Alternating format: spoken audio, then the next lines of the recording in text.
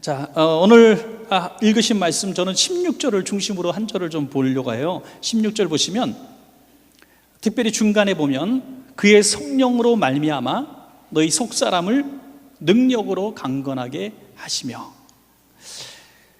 우리의 속사람을 성령의 능력으로 강건하게 하신다. 저는 그것을 말씀의 제목으로 좀 삼기를 원합니다. 특별히 얼마나 우리 바울 사도가 이 말씀을 기록하면서 우리 저와 여러분의 속사람이 강건하게 되기를 얼마나 중보기도 하냐면, 오늘 보니까 15절에 아버지 앞에 무릎을 꿇고 비노니, 간절하게 비노니 우리 사랑하는 성도님들의 속사람이 성령님의 능력으로 강건하기를 원합니다 하고 기도하는 거예요. 얼마나 귀한 기도입니까? 사도 바울은 늘 이 겉사람과 속사람, 옛사람과 새사람에 대한 얘기를 많이 했고요, 또 율법과 은혜에 대해서도 상당히 많은 이야기를 합니다. 그래서 기독교의 어떤 은혜의 기초를 잘 놨죠. 로마서, 갈라디아서 이런 것들을 통해서 우리는 정말 이 신학의 어떤 흐름을 볼 수가 있죠, 정통성을. 그런데 오늘 볼 것은 겉사람과 속사람에 대한 얘기거든요. 우리가 겉사람이 있고 속사람이 있다고 얘기를 합니다. 분명한 것은 이 바울 신학에서 우리가 보게 된 것은 겉사람과 속사람, 또 옛사람과 새사람의 중요한 하나의 모습은, 옛사람과 새사람은 조금 달라진 모습을 얘기하고 행위 중심적인 모습, 변화된 걸 이야기하지만, 속사람과 겉사람은 주님 만날 때까지 예수님을 만나는 사람도 거듭난 사람도 계속 가지고 가는 것이죠. 그래서 두 가지를 볼 수 있어요. 하나는 옛사람과 새사람은 공존한다는 거죠. 속사람과 겉사람은 공존한다. 지금 저와 여러분 마음속에 속사람과 겉사람이 계속 공존하고 있다는 거죠. 또 하나는 이 겉사람은, 이 육신은 유한한 것이고, 또 이제 우리가 생명에 닿으면은 벗게 되는 것이죠. 그러나 우리의 속사람은 영원히 성령님과 내주하시는 성전이 될 수 있고, 하나님 나라까지 우리를 계속 가지고 갈 수 있는 것이 속사람인 것입니다. 그래서 이 속사람과 겉사람에 대한 얘기를 오늘 본문을 통해서 하시는데, 특별히 속사람을 강건하게 하시겠다는 이 중보기도의 의미가 무엇인가 하는 거죠. 바울은 늘 탄식하는 기도를 많이 하고 탄식하는 삶을 살았어요. 우리가 너무나 잘 아시는 로마서 7장 24절에 오호라 나는 곤고한 사람이로다, 이 사망의 몸에서 누가 나를 건져내랴 하고 탄식하셨잖아요. 여기서 이 사망의 몸이 뭐냐 이거예요. 사망의 몸, 이 사망의 몸, 이 오호라, 곤고한 사망의 몸, 이런 단어들을 쓰는데, 오호라는 탄식이죠. 그냥 탄식하는 거예요. 탄식이고, 곤고는 아주 비참한 삶, 비참한 삶에 대한 얘기고, 또 이 사망의 몸이라고 하는 것이 뭐냐 이거죠. 우리 육신을 사로잡고, 우리 겉사람을 사로잡고 계속 우리를 끌고 다니는 그런 마귀 원세를 이야기하는데, 오늘 조금 더 진도가 나가면은 놀라운 것은 우리 육신의 겉사람만 가지고 마귀가 조장하고, 우리의 속사람은 성령님이 조종하셔서 항상 백전백승하는 게 아니라는 거죠. 이 마귀는 겉사람을 정복하고 다스리면서 우리의 거룩한 이 속사람, 하나님이 내주하시는 성전까지도 침범해서 우리에게 상처를 입히고 우리를 고통을 받게 해서 겉사람화 시키려는 이런 작전들을 펼치고 있다고 얘기하는 것입니다. 여러분, 우리가 영적으로 좀 충만했을 때, 기도 좀 열심히 하고 찬양도 하고 말씀도 읽고 좀 거룩한 데서 살려고 굉장히 금욕적인 생활을 하게 되었을 때 우리가 충만한 것 같아요. 왠지 모르게 충만한 것 같아요. 그런데 그 충만함의 아주 정점에 올라왔을 때의 사도 바울의 모습이 무엇이냐? 이 사망의 몸에서 나를 건져달라는 거예요. 그리고 어느 때보다도 고백하기 힘든 고백을 하는데, 나는 죄인 중에 괴수라는 거예요. 그러면은 가장 경건하고 가장 신실하고 죽도록 충성하는 상황 가운데서 내가 죄인 중에 괴수고 이 사망의 몸에서 나를 건져달라고 탄식하는 바울이라면은, 저와 여러분은 어떻게 신앙생활을 할 자신이 있겠는가 하는 것이죠. 우리 육신은 절대로 율법이 정한 대로 선한 삶을 살아 구원받을 수 있는 사람은 단 한 사람도 없다는 것입니다. 그런데 마귀는 그 율법적인 삶으로 구원 얻는 것을 방법이라고 우리에게 속인다는 거죠. 그래서 우리를 계속 정죄하는 역할을 하게 되는 것입니다. 요 로마서 3장 20절에 율법의 행위로 그의 앞에 의롭다 하심을 얻을 육체가 없나니 율법으로는 죄를 깨달음이라. 율법은 죄를 깨닫게 하는 거예요. 여러분, 말씀 공부를 더 많이 하고 우리가 영성훈련을 받고 정말 행위 완전한 삶을 살기 위해서 애쓰고 노력한다 할지라도 그것으로는 절대로 구원을 받을 수 없는 것인데, 우리는 구원 얻은, 예수의 피로 구원 얻은 것을 다 우리가 믿고 인정하면서 신앙생활의 연조가 더해 갈수록, 신앙생활의 깊이가 더해 갈수록 자꾸 율법의 행위로 구원 얻는 사람의 모양으로 자꾸 쫓아간다는 거예요. 그러다 보니까 은혜로 구원받은 우리의 기쁨은 사라지고, 조그만 충격과 다툼과 실망스러운 일들을 경험할 때마다 근본적으로 우리 속사람이 고통을 받고, 속사람이 고통을 받음으로 말미암아 구원의 기쁨을 잃어버린다는 거죠. 이런 상황들을 저와 여러분이 오늘 수업에 나오신 저와 여러분들의 수준에서 우리는 조심해야 된다는 겁니다. 저와 여러분들도 항상 마귀가 우리 겉사람만 가지고 유혹하는 게 아니에요. 우리가 악한 행동, 악한 말, 정말 하나님 기뻐하시지 않는 그런 범죄하는 곳으로 끌고 가려고 할 때 우리가 단호하게 거절할 수 있는 모습들이 있는데, 그것으로 안 되니까 마귀는 조금 더 열심히 신앙생활을 하려고 하는 사람들의 속사람을 공격하는 거예요. 속사람을. 그래서 속사람의 상처를 입히고 고통을 주는 것입니다. 여러분, 겉사람이 있잖아요. 우리 겉사람. 육신을 건강한 삶을 살려면 음식을 잘 먹어야 되고 열심히 운동하면 됩니다. 그러나 우리의 속사람을 건강하게 하기 위해서는 뭘 해야 될까요? 놀랍게도 어떤 공부라든지 수련이라든지 이런 게 아니라는 거예요.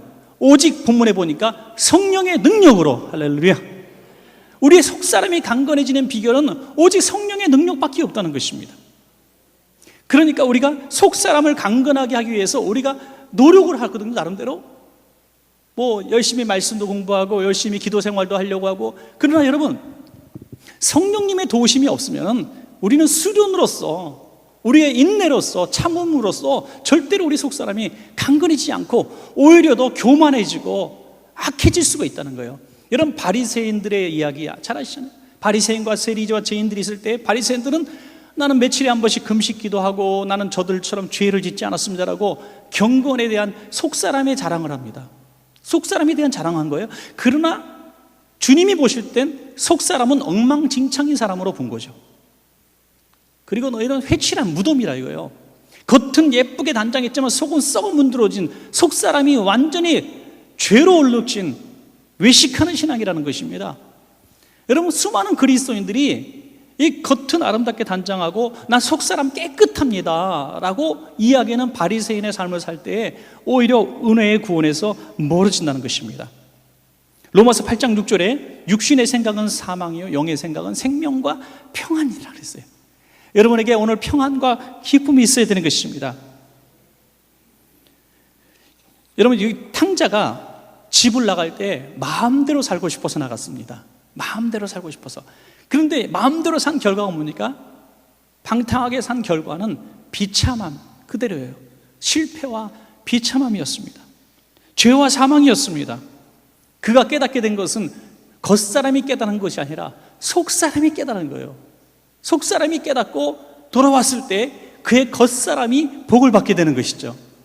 저와 여러분이 이 땅 살면서 예수 잘 믿고 정말 신앙생활 잘한다고 해서 육신의 삶이 다 엉망진창으로 살아도 괜찮다, 꼭 그런 게 아니라는 거죠. 우리가 신앙생활하면서 우리 속사람의 영이 시키는 대로, 영의 기쁨대로 살아가면 하나님이 우리 육신의 겉사람도 이렇게 하나님께서 다스려 주신다는 것입니다. 잠언 15장 13절에 보다도 정확한 구절이 나오는데요, 마음의 즐거움은 얼굴을 빛나게 하여도 마음의 근심은 심령을 상하게 하느니라. 여기 보니까 한번 자세히 보시면 우리의 마음이 막 기뻐요. 행복해요. 좋아요. 그러면 거울을 보니까 우리 얼굴이 반짝반짝 빛난다는 거예요. 행복해하는 얼굴이죠. 옆에 있는 분들의 얼굴이 바로 그런 얼굴이면 참 좋겠어요. 막 빛이 나. 옆에 있는 분 눈부셔. 막 빛나요. 그런데 마음의 즐거움이 얼굴을 빛나게 한다면 마음의 근심은 얼굴을 상하게 해야 되잖아요. 그런데 뭐라고 말했어요? 마음의 근심은 어디를 상하게 해요? 심령을 상하게 한다는 거죠. 우리가 세상에 근심을 하면, 마음에 근심을 하면 우리의 겉의 얼굴이 상하는 것이 아니라 속 사람이 상한다는 거예요. 여러분, 우리 신앙생활하면서 구원의 기쁨으로 우리는 겉에 얼굴이 빛나는데 구원받은 자로서 얼굴이 막 까맣고 심령이 막 썩어 문드러지고 그런 경우들이 있어요. 왜 그런 이유를 보니까 구원받은 그것을 확신하지 않는 것도 아니고 신앙생활에 즐거움이 없는 것도 아니고 하나님은 살아계신 것을 믿지 않는 것도 아니더라 이거예요. 그런데 왜 그래? 우리 마음속에 실망과 오해와 다툼과 미움과 섭섭함 이런 것들이 성도들 간의 마찰과 또는 내 소원에 이루어지지 않은 하나님에 대한 섭섭함과 이런 것들이 막 생활고가 이런 것들이 얼매이니까 그럼 얼굴빛만 상해야 되는데 심령이 상하더라 이거예요. 믿음에서 떠나갈 것 같이 여겨져요. 여러분 가운데 몇 분이나 이런 데에서 지금 이 말에 대해서 긍정하는지는 잘 모르겠어요. 이것은 인생의 정말 최악의 상황으로 떨어져 본 사람만이 이 말을 이해할 거예요. 하나님 계신 건 나 믿어요. 기도도 해요. 하나님 도와주실 것은 나도 믿어요. 그런데 죽겠는 거예요. 죽겠는데 얼굴이 죽겠는 게 아니라 속에서 이 심령이 상해가지고 나 구원받지 못할 것 같아 막 이런 두려움 속에 들어올 때가 있다는 거죠. 그러나 여러분, 이것이 마귀가 우리를 속이는 것이라는 겁니다. 우리가 세상 근심에 생활고에 인간 간의 다툼 속에서 우리는 힘들 수가 있고 섭섭할 수도 있어요. 그러면 얼굴만 상하시기를 축복합니다. 얼굴만 상해요. 왜 김 집사님, 박 집사님 싸우고선 왜 예수님을 떠나려 그래요? 네? 왜 성도님끼리 싸우고 왜 잘하던 봉사 전도 안 하려고 그래요? 이거는 얼굴만 상해야만 되는데 심령이 상한 거예요. 영혼이 상한 거예요. 이것을 회복하는 방법은 쉬는 게 아니더라고. 쉬고 뭐 좋은 책 보고 좋은 음식 먹고 뭐 화해하고 뭐 어디서 좋은 말씀 듣고 그게 아니라 오직 성령님의 피 묻은 손으로 우리를 만져주셔야 우리 상한 마음이 회복이 되는 겁니다. 그래서는요, 우리 이 시대의 그리스도인들에게서 제일 필요한 것은 영혼의 치료지 육신의 쉼이 아니에요. 육신의 쉼과 치료가 아니라 영혼의 쉼과 치료인 줄로 저는 믿습니다. 속사람의 상처도 상처인 거예요. 영혼의 상처도 상처인 거예요. 육신의 약함만 우리가 이야기해서는 안 되는 것입니다. 오늘 이 말씀에 대해서 우리 목회하시는 장 목사님 한 분이 굉장히 은혜를 받고 고침받은 이야기가 있어요. 이분이 이제 교회를 개척하셨는데 너무 힘든 거예요. 너무 힘들어가지고 사모님하고 뭐 믿음으로 기도하면서 열심히 목회를 했는데 뭐 교회가 그렇게 성장을 합니까? 그러니까 하루에 죽 한 그릇으로 부부가 이렇게 식사를 하면서 목회를 버텼다 그래요. 그러니까 나중에는 이것도 한 해 두 해죠.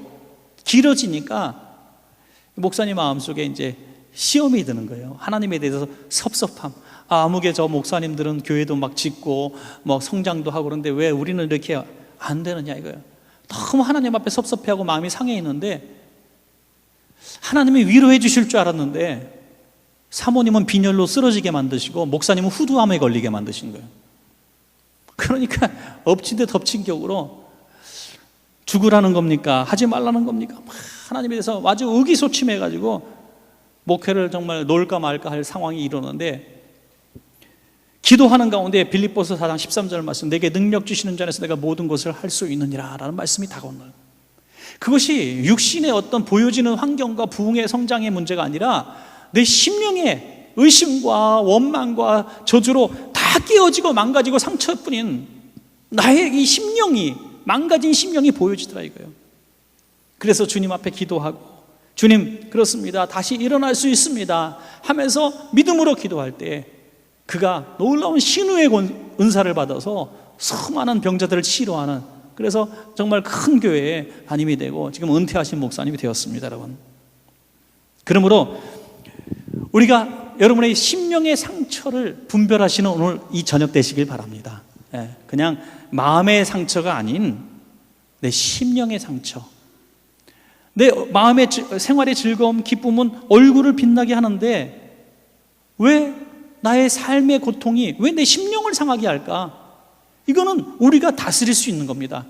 그냥 얼굴만 좀 어두워지고 불평하면 되는데 왜 우리의 영혼이 상합니까? 여러분, 그 요한복음의 8장에 보니까 간음하다가 현장에서 붙잡힌 여인을 사람들이 끌고 옵니다. 끌고 와서 예수님께 이 여자 모세율법에는 돌로 치라고 했는데 당신은 어떻게 생각하십니까? 라고 물어봤을 때 예수님이 하신 말씀이 뭡니까? 너희 중에 죄 없는 자가 먼저 돌로 치라 해서 쫓아보내시죠.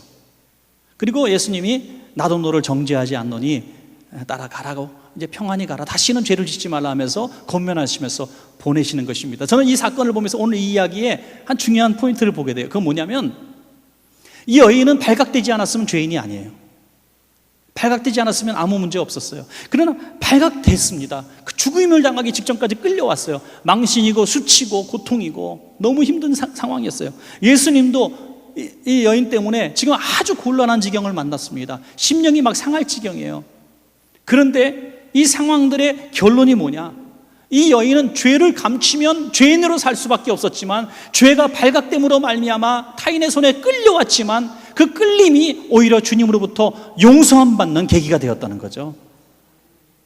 만약에 이 여인이 이 사람들, 악한 사람들에게 발각되지 않았으면 이 죄를 품고 그냥 살았을 것이고 주님 만나는 복도 없었을 거예요. 그러니까 이 사람들이 왜 나만 가지고 그래? 라고 불평할 수 있었죠. 수많은 가늠한 사람 중에서 뽑혀가지고 끌려왔어요. 정말 원망스럽고 나를 잡아온 사람들을 저주하고 싶지만은 오히려 결과는 예수님으로부터 용서를 받게 되는 거죠. 여러분, 죄를 숨겨주시는 주님이 아니라, 죄를 부인해 주시는 분이 아니라 죄를 용서해 주시는 주님이시라는 거예요. 이게 굉장히 중요한 얘기입니다, 여러분. 그러니까 우리가 심령이 상할 만한 상황들이 생겼을 때, 애매히 없는 얘기 듣고 고난당하고 고통을 받을 때, 내 심령이 확 상하고 시험이 들었을 때 우리는 이것을 주님 앞으로 가지고 나오시면 화가 복이 된다는 말씀입니다, 여러분. 죄를 감추고 안 그런 척 숨고, 내가 이래봬도 목회자인데, 내가 이래봬도 장로님인데, 내가 이래봬도 권사님인데, 안수집사님 하면서 버틸 게 아니라는 거예요. 심령의 상처가 왔을 때 어린아이처럼 주님 앞에 그 죄를 가지고 나올 때에 주님은 감추어 주시거나 그 죄를 부인해 주시는 분이 아니라 나도 너를 정죄하지 아니하노니 하면서 우리를 치료해 주신다는 겁니다. 그러면 그 여인의 이 다음의 상황을 보면 어깨를 딱 펴고 다닐 거예요. 왜? 이미 나는 한번 걸쳤어. 다 죄값을 치른 겁니다. 누구도 나를 다시는 정죄할 수 없습니다. 과거의 그 죄로 인하여 다시는 나를 돌을 칠 자가 한 명도 없는 것입니다. 그러므로 그 신령은 강한 마음을 내고 행복한 마음으로 바뀌어졌을 것입니다. 여러분, 속사람의 상처 그냥 넘길 것이 아니라 우리 성령님의 능력으로 치료받아야 할 문제인 것입니다. 그래서 우리는 속사람의 상처를 부끄러워하지 마시기 바랍니다. 믿음이나 내가 연조나 남들이 나를 이 정도 보는데 이거 부끄러워할 필요 없어요. 내 속사람의 상처가 있으면 오히려 병은 뭐 하라고요? 자랑하라 그랬어요. 고린도후서 12장 9절에 보니까 나의 여러 약한 것들에 대하여 어떻게 하라고요? 자랑하라. 병을 자랑하라, 약함을 자랑하라. 똑같은 것 같아요. 왜? 나의 약함을 자랑할 때 나의 약함을 자랑한다는 게 뭐예요? 나의 약한 것 때문에 주님의 능력이 임했기 때문에 자랑하라는 것입니다.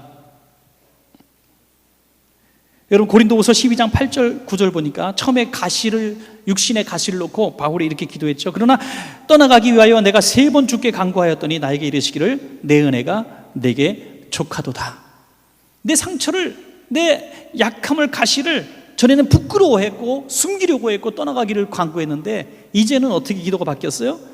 주님의 은혜가 이것 때문에 머무는 것을 알고 족한 줄 알게 됐다는 거죠. 그래서 우리는 또한 이 속사람의 상처를 복을 담는 그릇으로 삼아야 될 줄로 또 믿습니다, 여러분.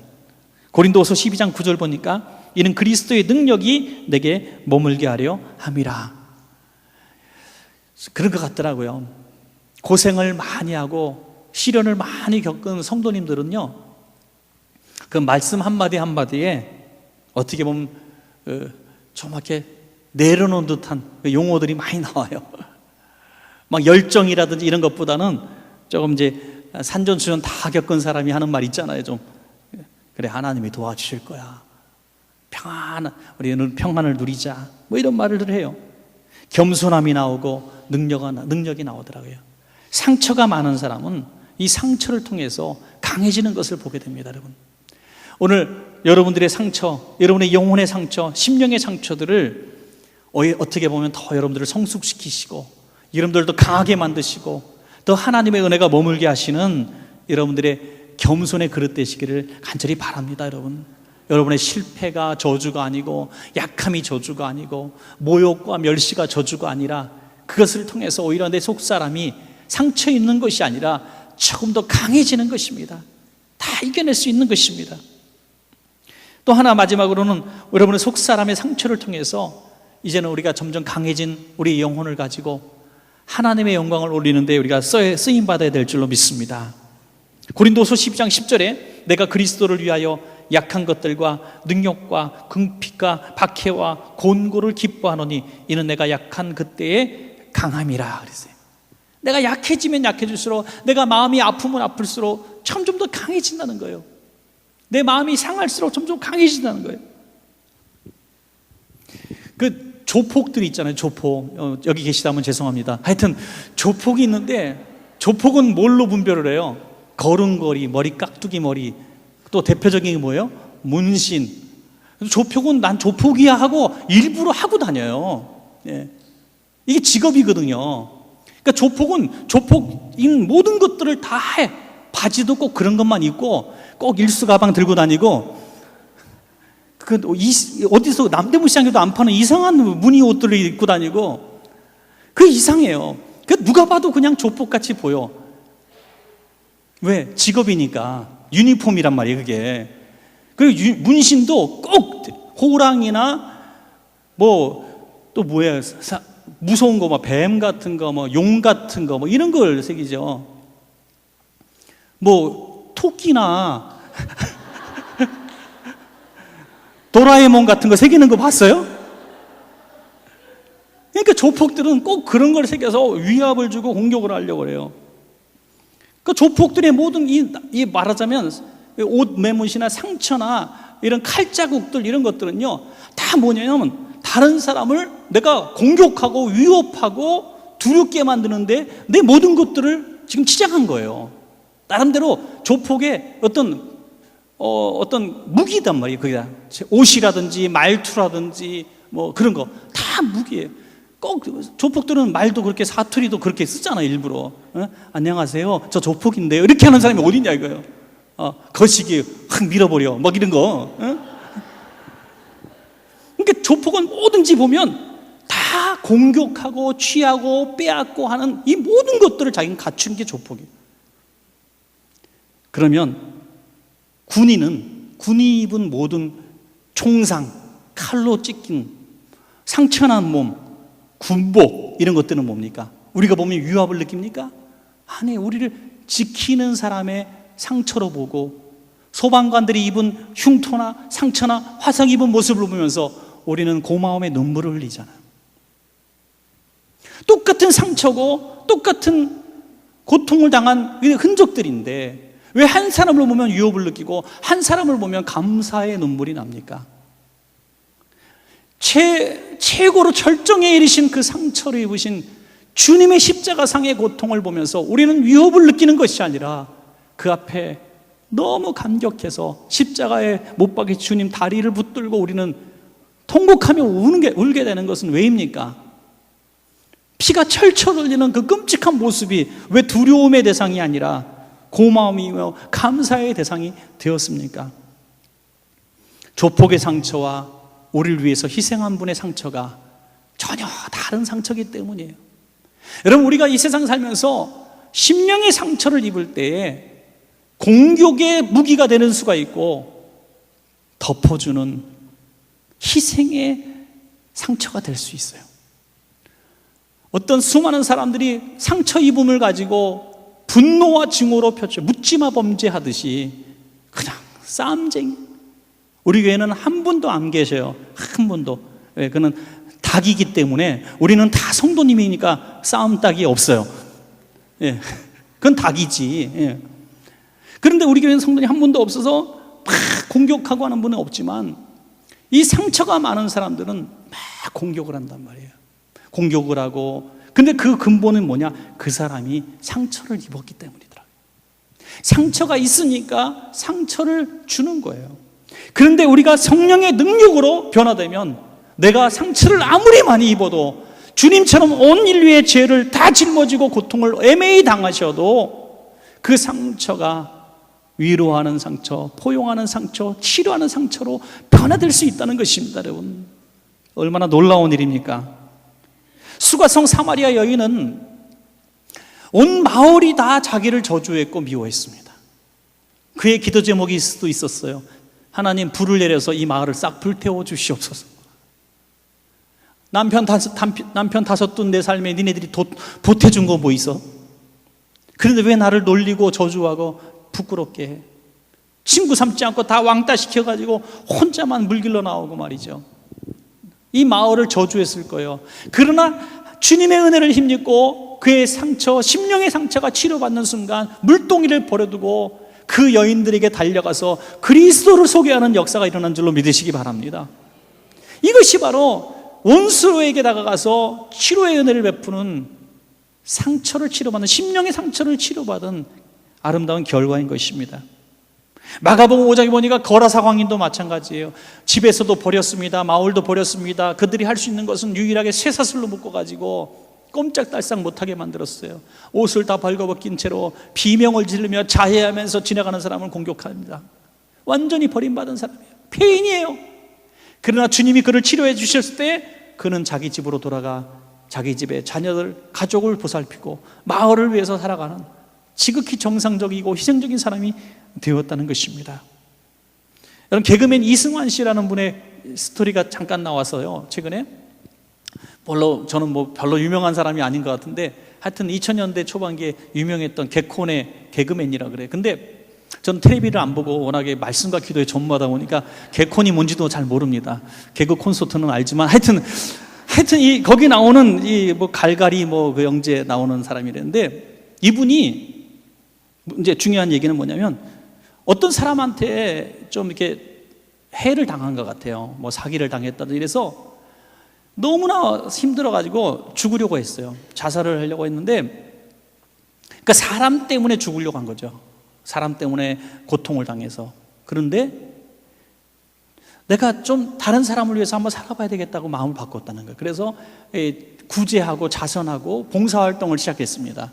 그래서 나중에는 밥차까지 운영해요. 밥차까지 운영하면서 이 사람들에게 급식을 해주는, 돈을 벌어갖고 다 거기다 쏟아부어요. 그랬더니 자기의 이 끔찍한 우울증이라든 이런 병들이 어느 순간에 떠나가 버렸다는 거예요. 그래서 그가 이런 얘기를 했어요. 사람 때문에 죽으려고 했는데 사람이 나를 살렸습니다. 야, 진짜 이분 신학하면 목사님 잘하겠더라고요. 사람 때문에 죽으려고 했는데 사람이 나를 살렸습니다. 여러분, 여기서 우리는 굉장히 중요한 오늘 본문을 보게 됩니다. 우리의 심령이 병들고 상했을 때 우리는 똑같아요. 어떤 사람은 이걸 가지고 사람을 죽이려고 하고 자기도 죽습니다. 그러나 어떤 사람은 이 상함으로 인해서 다른 사람을 살리고 나도 삽니다.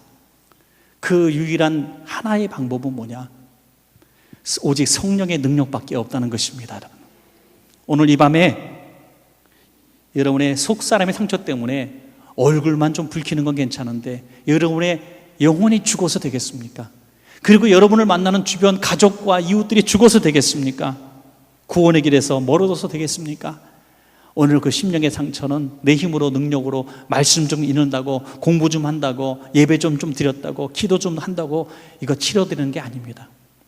오직 성령님의 능력으로 우리를 치료하시는 역사가 일어나야 우리의 심령이 치료함 받고 얼굴이 해처럼 빛나게 바뀌어질 줄로 믿습니다. 여러분, 정말 우리 교회 성도님들은 지금도 굉장히 칭찬을 많이 받아요. 처음 온 성도님들이 우리 원천교회 성도님 친절하다, 행복해 보인다, 다. 그래서 제가 그래요. 우리 원천교회 성도님들은 전부 제가 이 최면약을 먹였다. 최면약. 그래서 그냥 교회 들어오면 다 저절로 웃게 된다. 이렇게 최면약. 근데 어쨌든 조금 과장된 얘기를 합니다만은 우리가 심령이 행복하고 즐거워야 우리가 전도도 되는 것이고 가정도 행복해질 수 있는 것이 그런 거 아니겠어요? 우리 얼굴에서 전사의 모습, 찌든 조폭의 모습이 나와서 되겠습니까? 오늘 밤에 거울을 한번 차 저도 회개하는 마음으로 거울을 봐요. 전에는 굉장히 제가 인자한 얼굴인데 요즘에 조금 싸나워진 것 같아. 하여튼 좀 보면서 우리가 다시 한번 우리 얼굴에서 모든 공격적인 요소들 다 떠나가고 천사의 얼굴을 한 스테반의 모습처럼 변화되길 여러분들 주의 이름으로 축원합니다.